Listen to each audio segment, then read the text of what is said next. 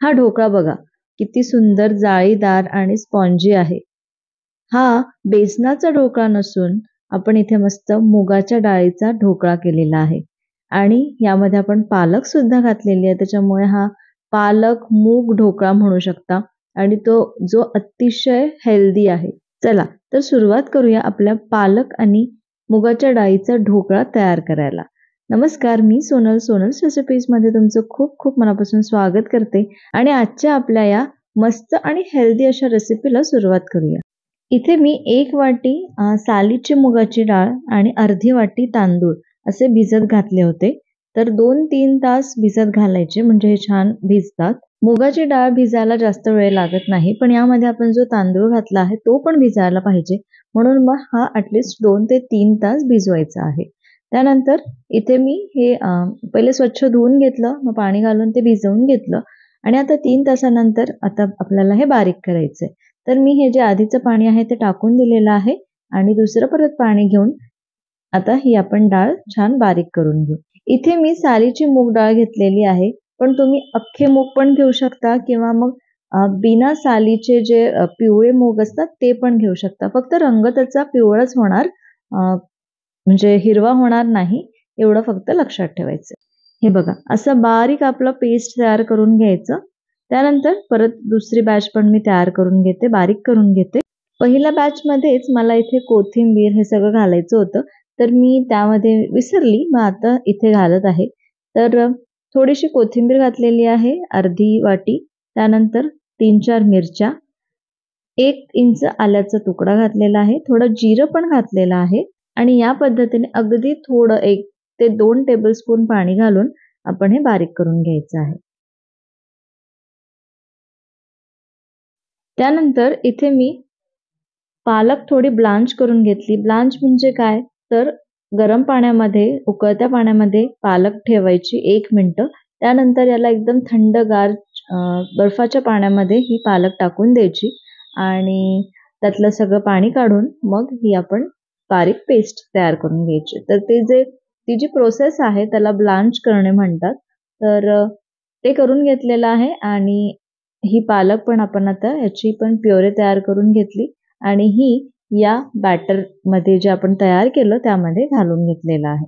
आता हे मी असं तुम्हाला वेगळं करून दाखवलं, पण जेव्हा तुम्ही डाळ बारीक करता तेव्हाच तुम्ही ही पालक पण त्यामध्ये टाकू शकता. जसं आपण कोथिंबीर, मिरची ॲड केली त्याप्रमाणेच तुम्ही ही ब्लांच केलेली पालक पण डाळ बारीक करताना वाटून घेऊ शकता. आता यामध्ये आपण चवीपुरतं मीठ घातलं. आता हे छान मिक्स करून घेऊ.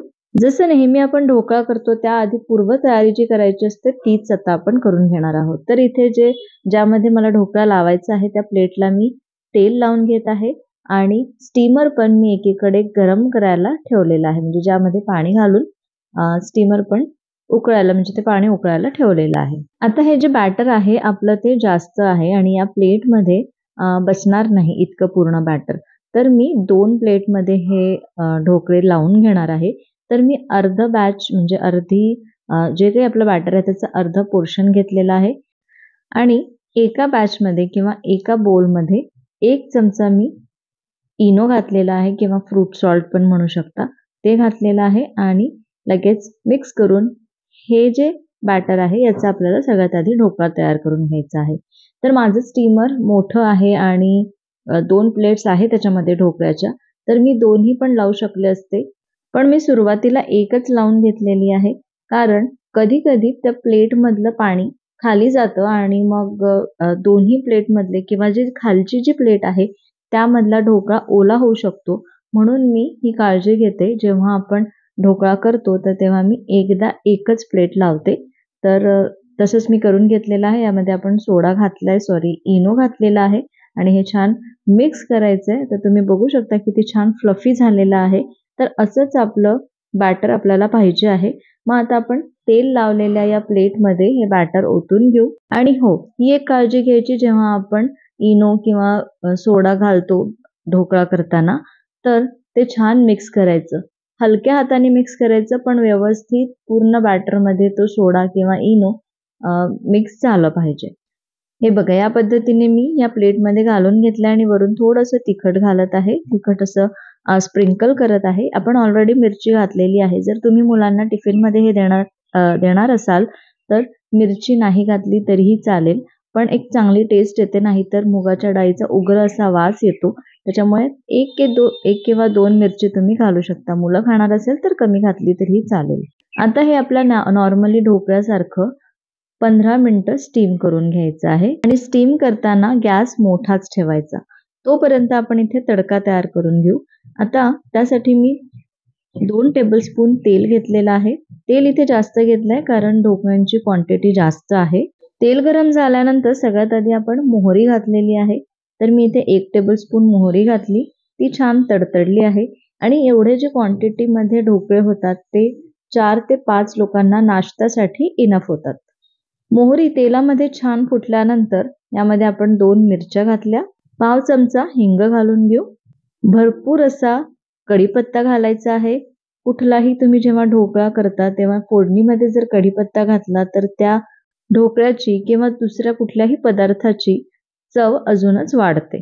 त्यानंतर मी इथे थोडेसे तीळ घालून घेतलेले आहे आणि आता मी इथे गॅस बंद केलेला आहे कारण जेव्हा आपण अशा छोट्या पॉटमध्ये तेल गरम करतो तर मिरची घालताना किंवा कढीपत्ता घालताना ते तेल वरती होतं आणि थोडासा म्हणजे फ्लेम अशी मोठी होऊ शकते किंवा थोडीशी त्याला तेलाला आग लागू शकते. ती पटकन विझते, पण मग जर तुम्ही नवीन स्वयंपाक करत असाल तर जरा भीती वाटते. म्हणून मी नेहमी ही काळजी घेते.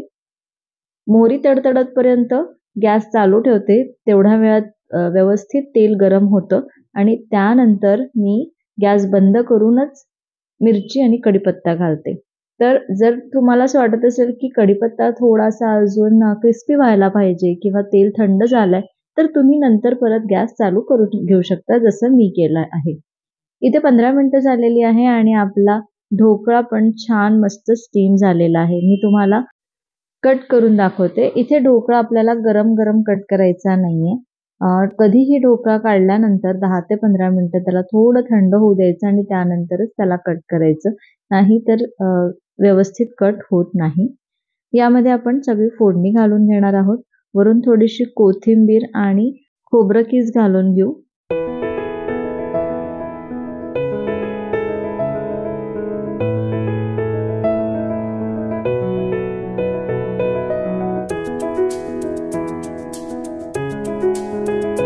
हे बघा, यामध्ये मी अजिबात कुठलंही आंबट किंवा दही काहीच वापरलं नाहीये किंवा लिंबू याचा अजिबात उपयोग केलेला नाहीये. तरीही हे ढोकळे किती सुंदर फ्लफी आणि स्पॉन्जी झालेले आहेत. सकाळच्या नाश्त्यासाठी किंवा मुलांच्या टिफिनसाठी हे उत्तम ऑप्शन आहे.